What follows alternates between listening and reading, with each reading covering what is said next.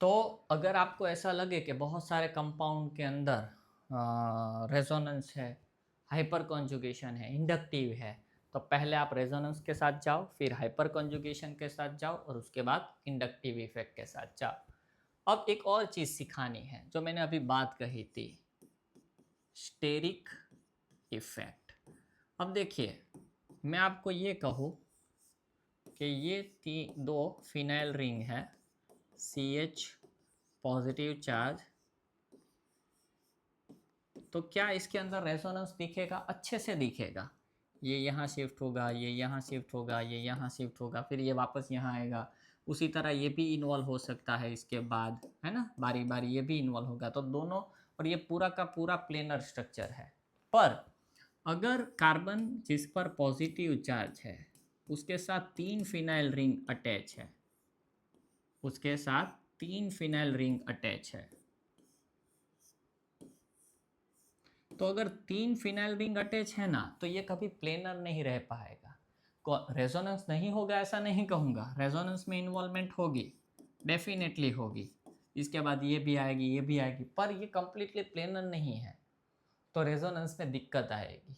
Okay, इसीलिए completely planar होना चाहिए। तो ये स्टेरिक इफेक्ट दिखा रही है, क्योंकि ये तीनों के तीनों एक प्लेन में ऐसे नहीं रह पाएगी, तो थोड़ी बहुत ऊपर नीचे हो जाएगी, टेढ़ी मेढ़ी हो जाएगी। ओके, अब देखिए हमारा क्वेश्चन क्या था, the most stable carbocation among the following. अब देखिए इसके अंदर बात करें तो आप इंडक्टिव इफेक्ट नोट करना चाहो तो मैं कहूँगा कि हाइड्रोजन अटैच है, तो इसमें तो इंडक्टिव भी नहीं है, हाइपर कॉन्जुगेशन वैसे भी नहीं है, एडजेसेंसी CH सिग्मा बॉन्ड नहीं है, रेजोनेंस कहाँ होगा? तो ये कुछ इफेक्ट नहीं दिखा रहा, फिर भी लिस्ट दिखाओ तो इंडक्टिव। इसके अंदर देखो तो जिस कार्बन पर पॉजिटिव चार्ज है उसके साथ 2 अल्काइल ग्रुप है, मतलब ये क्या इफेक्ट दिखाएगा? Inductive effect.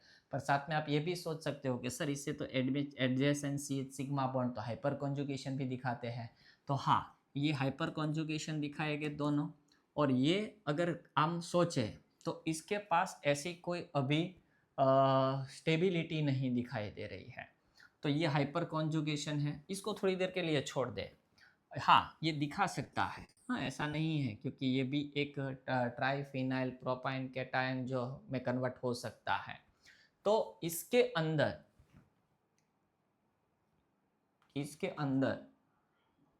3 रिंग है और इसके अंदर 2। अब एक है ना पर्टिकुलर एक रीजन दिया गया है, अब मुझे मिले तो मैं आपको लिखवा दूँ। हाँ, एक्स्ट्रा ऑर्डिनरी स्टेबिलिटी वाला ये कंपाउंड है, एक्स्ट्रा ऑर्डिनरी स्टेबिलिटी इसके अंदर दिखाई देती है। जब क्या है, जिस कार्बन पर पॉजिटिव चार्ज हो और 3 साइक्लोप्रोपाइल अगर इसके साथ अटैच है, इसके साथ एक अटैच है, इसके साथ 2 अटैच है, इसके साथ 3 अटैच है, इसकी स्टेबिलिटी है, इसकी ज़्यादा 2 है तो और बढ़ गई, और 3 है तो और बढ़ गई। ये एक्सेप्शन केस है एक्चुअली, ऐसा कह सकते हैं। ओके, तो ये क्वेश्चन था, कार्बोकैटायन था, तो मैंने सोचा कि मैं आपको सब इफेक्ट दिखा दूँ। अब आगे जब ऐसी कोई इफेक्ट आएगी ना, सॉरी देखना होगा ना कार्बोकैटायन की स्टेबिलिटी, तब मैं अब सीधा बताऊंगा। इसलिए यहाँ इंडक्टिव, हाइपर कॉन्जुगेशन और रेजोनेंस तीनों सिखा दी है हमने। ओके, चलिए चलिए, arrange the following compound in order of their decreasing rates of solvolysis. अब सॉल्वोलिसिस का मतलब क्या करोगे? सॉल्वोलिसिस का मतलब ये सॉल्वेंट के साथ कितनी जल्दी इंटरेक्ट करेगा। तो आपको किस तरह सोचना है कि ये सॉल्वोलिसिस दिखाएगा या नहीं दिखाएगा, या तो कितनी जल्दी दिखाएगा, वो कैसे तय करना है?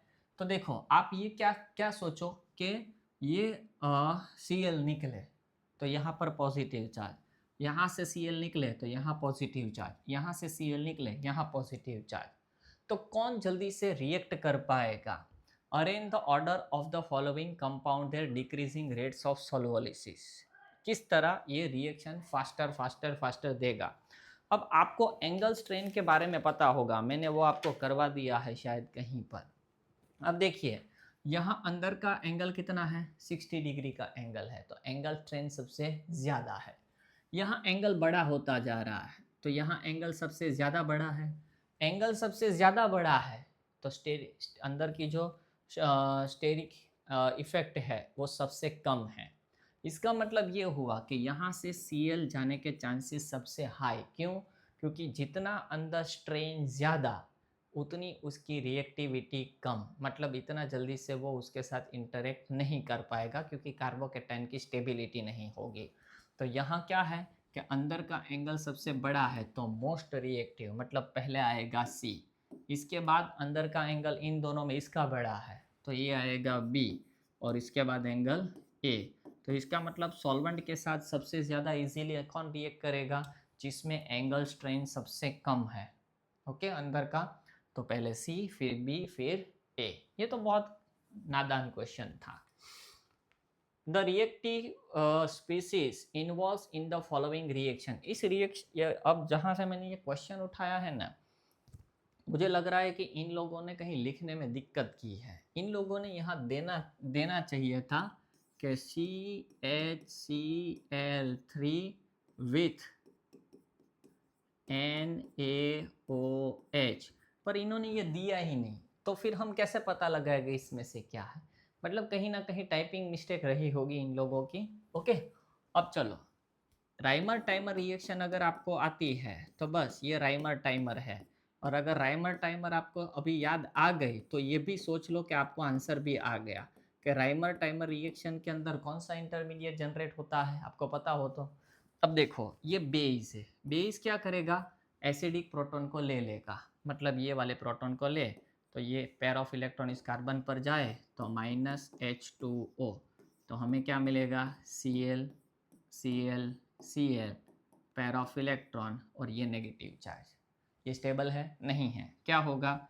यहाँ से chlorine with pair of electron निकल जाएगा, -Cl, तो हमें क्या मिलेगा? Cl Cl, pair of electron, ये नेगेटिव चार्ज चला गया। क्यों चला गया? क्योंकि ये क्लोरीन पेयर ऑफ इलेक्ट्रॉन लेके निकल चुका है, तो ये, और इसका नाम आपको पता होगा, कार्बीन। क्या होगा? कार्बीन। क्या होगा? इसकी कार्बीन के साथ रिएक्शन होगी और ये प्रोडक्ट मिलेगी, तो आंसर क्या होगा? सी। हाँ, किस तरह रिएक्शन होती है वो मैं आपको दिखा देता हूँ इसके अंदर। अब देखिए क्या है हमारे पास,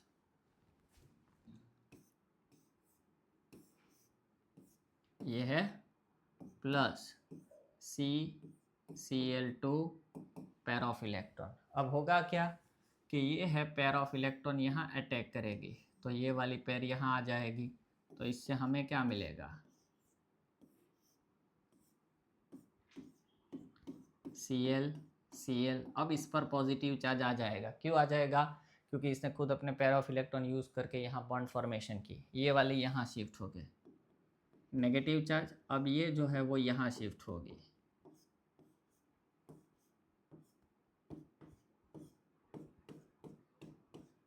ओके, तो ये प्रोडक्ट हमें मिलेगी, ये वाली। ओके,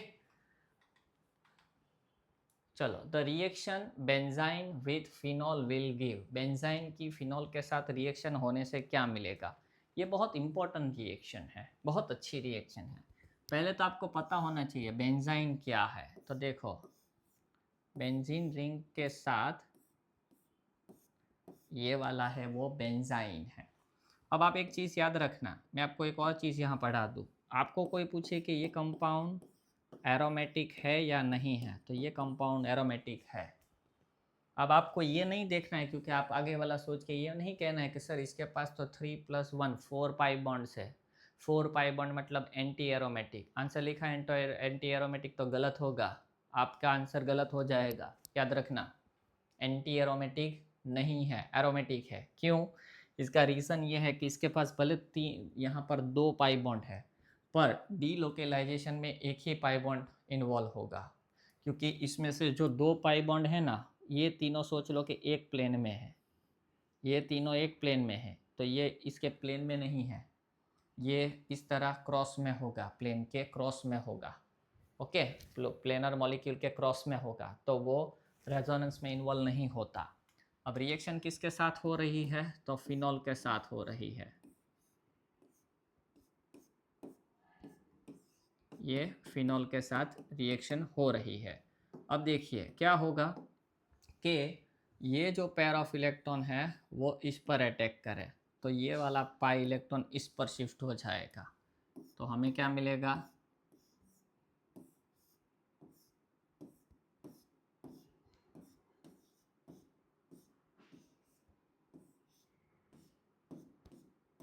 यहाँ OH pair of electron positive charge, pair of electron negative charge.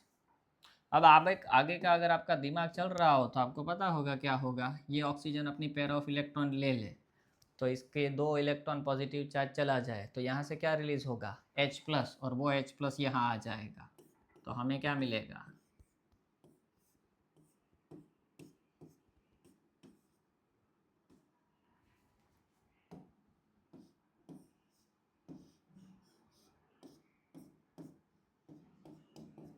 ये हो जाएगा, मतलब फिनाइल रिंग उसके साथ OPH, मतलब क्या होगा C। ओके, अच्छी है ना ये रिएक्शन, इसमें 2 चीज़ें सीखने को मिल रही थी, साथ में ही मैंने ले लिया है इसको। ओके चलिए, the Baeyer Villiger oxidation of cyclopentanone. अब साइक्लोपेंटेनॉन, ये साइक्लोपेंटेनॉन है और इस साइक्लोपेंटेनॉन की बेयर विल्गर ऑक्सीडेशन करने से रिएक्शन हमें प्रोडक्ट क्या मिलेगी। तो अब एक चीज़ यहाँ पर कुछ लिख लेनी है आपको कि बेयर विल्गर ऑक्सीडेशन जो है वो क्या है, तो वो cleavage of CC adjacent to CO bond, मतलब इस रिएक्शन की आइडेंटिफिकेशन है cleavage of CC bond of adjacent C double bond O। Carbonyl group के बाजू वाले कार्बन की जो CC बॉन्ड है वो ब्रेक होगी। अब इसके अंदर पर्टिकुलर आप लिख लो कि अगर आपके पास कीटोन है या तो फिर आपके पास होगा साइक्लिक कीटोन, ओके, कीटोन हो या साइक्लिक कीटोन हो, तो कीटोन की रिएक्शन करने से हमें मिलेगा एस्टर, क्या मिलेगा हमें, एस्टर, और इसे लैक्टोन, हाँ लैक्टोन्स। ओके, पर यहाँ एक और चीज़ नोट करना, ये रिएक्शन किसकी प्रेजेंस में होगी, तो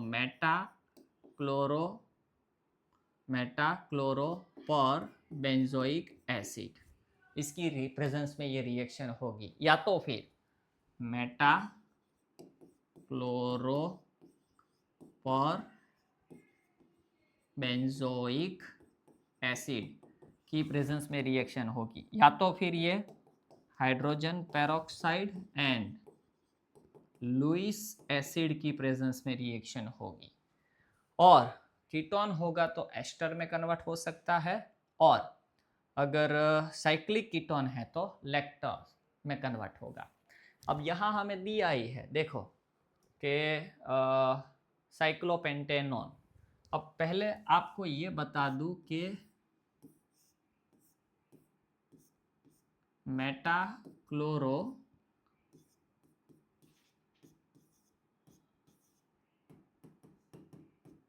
अब देखो मेटाक्लोरोबेंजोइक एसिड, ये मेटाक्लोरोबेंजोइक एसिड है, metachloro per benzoic acid, sorry ये है, okay, metachloro per benzoic acid. अब होगा क्या कि यहाँ से ये एसिडिक हाइड्रोजन निकल जाएगा, तो इस ऑक्सीजन पर पेयर ऑफ इलेक्ट्रॉन आएगी तो ये नेगेटिव चार्ज यहाँ पर होगा, इस तरीके से ये जनरेट होगा। अब होगा क्या, ये इस पार्शियली पॉजिटिवली चार्ज कार्बन पर अटैक करें तो ये पाई इलेक्ट्रॉन इस पर शिफ्ट हो जाए, तो हमें क्या मिलेगा,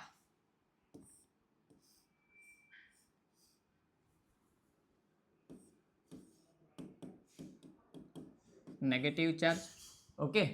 अब इसके साथ ये ऑक्सीजन जुड़ेगा,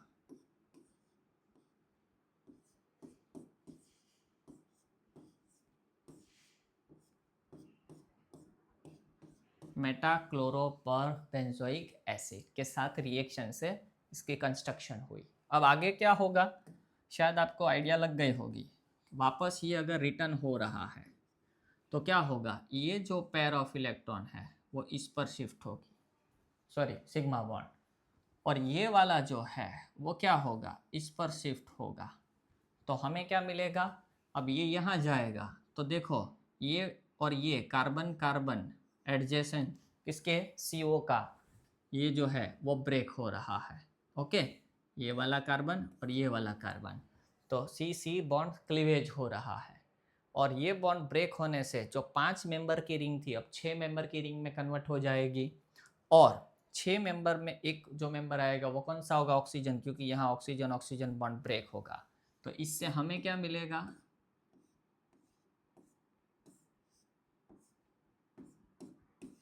एस्टर मिलेगा। ओके, ए है ना अच्छी रिएक्शन। तो कीटोन होगा तो ये एस्टर में कन्वर्ट होगा, और कैसा, साइक्लिक कन्वर्ट हुआ है क्योंकि यहाँ साइकिल था इसलिए। ओके, और साइक्लिक कीटोन होगा ये वाला तो लैक्टोन में कन्वर्ट होगा। Okay,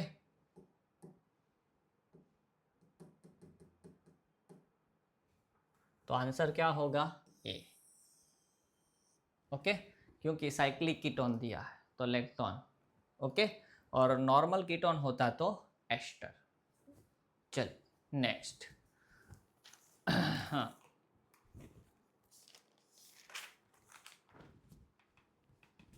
the reactant used in the following reaction is, अब है ना आपको एक रिएजेंट मुझे करवाना है, तो वो रिएजेंट जब करवाओगा, क्योंकि ये यहाँ आधा दिया है, आधा इसलिए कि आपने शायद इसको देख के समझ में आ गया होगा कि ऐसा एक रिएजेंट आपने कहीं पर दिया पड़ा होगा। अब वो रिएजेंट जब पूरा करवाऊंगा ना तब ये रिएक्शन करवा दूंगा। अभी इतना याद रखो कि इसकी रिएक्शन जो है ये जो कुछ होगा वो इस तरह हुआ होगा कि यहाँ कीटोन होगा और इसकी इस तरह है। ओके, यहाँ सोच लो कि 2 हाइड्रोजन हैं तो H2O निकल गया होगा और फॉर्मेशन हुई होगी। इसकी दूसरी स्टेप है mercury chloride with concentrate H2SO4, तो ये कीटोन में कन्वर्ट होता है। ओके, तो अभी मैं आपको है ना इसके बारे में अभी नहीं बताऊंगा क्योंकि मैं ये भूल गया है कि मुझे ये पूरा लेना था और क्वेश्चन डाल दिया है। अभी आप सिर्फ इतना याद रखो इसके अंदर कि अगर हम इस तरह के कंस्ट्रक्शन में सल्फर 2 है, वो मैं अभी एग्जैक्टली इसका पोजीशन के हिसाब से नाम भूल गया, तो वो मर्क्यूरी क्लोराइड विथ H2SO4 के साथ रिएक्शन करके कीटोन में कन्वर्ट होता है। तो अभी याद रख लो, जब ये रिएजेंट पूरा लूँगा तभी डिटेल में इसको करवा दूंगा मैं आपको। ये गलती से मैंने यहाँ रख दिया होगा, मैंने नहीं रखना था। चलो, the propanoic acid can be converted into acetic acid. अब प्रोपेनोइक एसिड CH3CH2COOH, ये है प्रोपेनोइक एसिड। इसकी कन्वर्जन किस में करनी है, एसिटिक एसिड CH3COOH। तो आप देखो सिंपली इसके अंदर क्या है कि सिंपली इसके अंदर एक ग्रुप चला गया, एक कार्बन कम हो गया। तो प्रोडक्ट में अगर हमें एक कार्बन कम चाहिए और वापस एसिड का एसिड ही चाहिए, ऐसी रिएक्शन के बारे में हमें ये लोग पूछ रहे हैं। बार्बियर-विलेंड रिएक्शन, ये एक ऐसी रिएक्शन है जिसके अंदर shortening the carbon chain of a carboxylic acid by 1 carbon, एक कार्बन कम हो ऐसी कार्बोक्सिलिक एसिड चेन में कन्वर्ट करने के लिए ये हमें यूज़फुल है। इसके लिए मैं थोड़ी डिटेल निकाल के रखी है, वो लिख लो आप। तो shortening the carbon chain of a carboxylic acid by 1 carbon, एक कार्बन कम हो ऐसी शॉर्ट चेन में कार्बोक्सिलिक एसिड कन्वर्ट करना मतलब बार्बियर-विलेंड रिएक्शन। अब इसके अंदर एक और चीज याद रखना,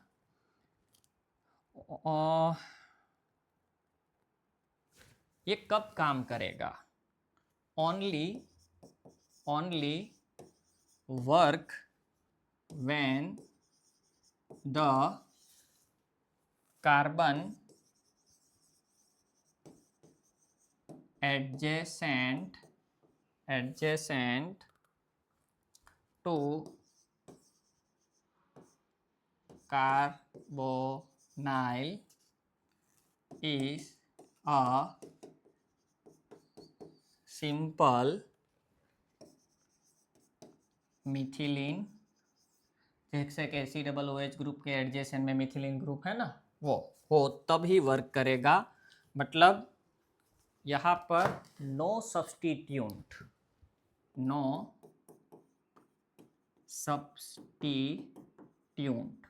इसका मतलब यहाँ कोई क्लोरीन, ब्रोमीन, आयोडीन, नाइट्रो ऐसा सब्स्टिट्यूट नहीं होना चाहिए, कंपलसरी ये CH2 में होना चाहिए, तभी ये रिएक्शन वर्क करेगी, अदरवाइज ये रिएक्शन वर्क नहीं करेगी। ओके, अब इसकी रिएक्शन होती किस तरह है, शॉर्टकट में इसको आपको मैं कह दूं कि सपोज RCH2COOH है। ओके, तो पहले क्या करना है कि इस कार्बोक्सिलिक एसिड की किसी भी अल्कोहल के साथ रिएक्शन करके एस्टर में कन्वर्ट करना पड़ेगा, मतलब CH2OCH3 माइनस H2O।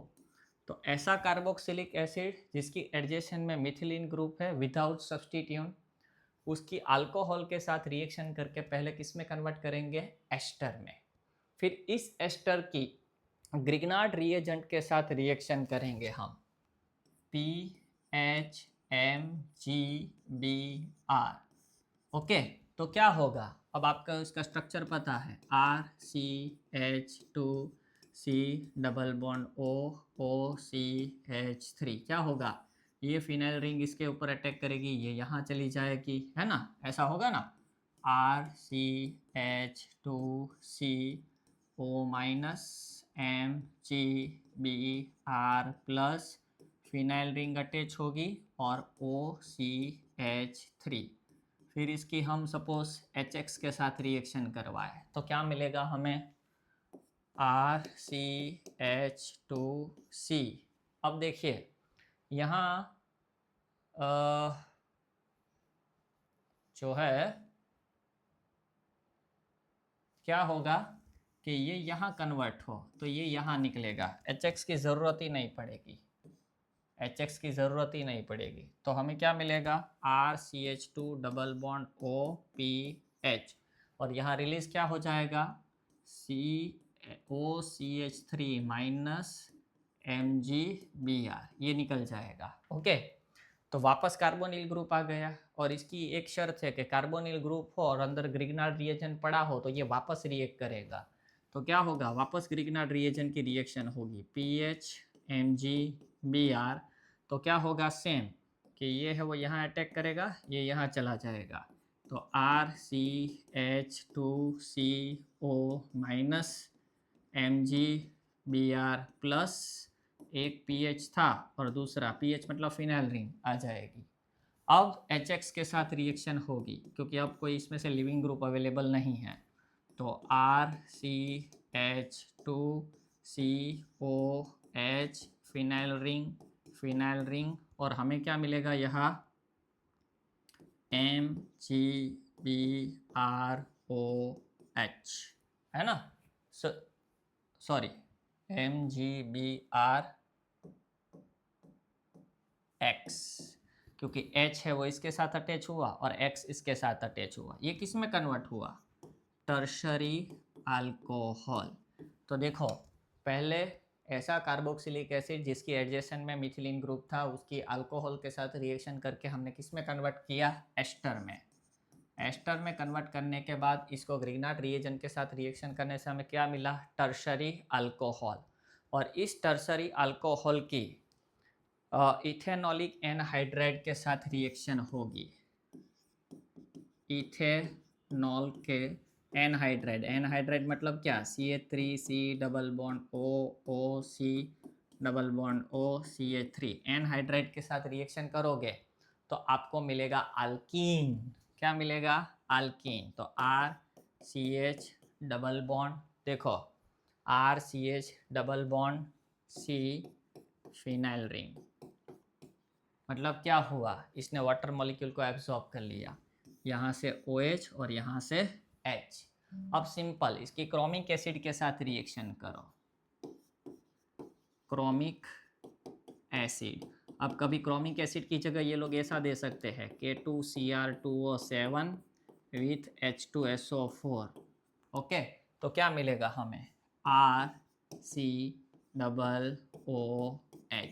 देखो एक कम कार्बन वाला कार्बोक्सिलिक एसिड हमें मिला, और साथ में हमें मिलेगा PHC double bond OPH। Okay, मतलब ये बॉन्ड ब्रेक होके ये कार्बोक्सिलिक एसिड में कन्वर्ट हुआ और ये CO में कन्वर्ट हुआ, है ना। चलिए, ये बहुत खतरनाक क्वेश्चन थे, अब इसके बाद तो और खतरनाक लेके आ रहा हूँ। चल मिलते हैं।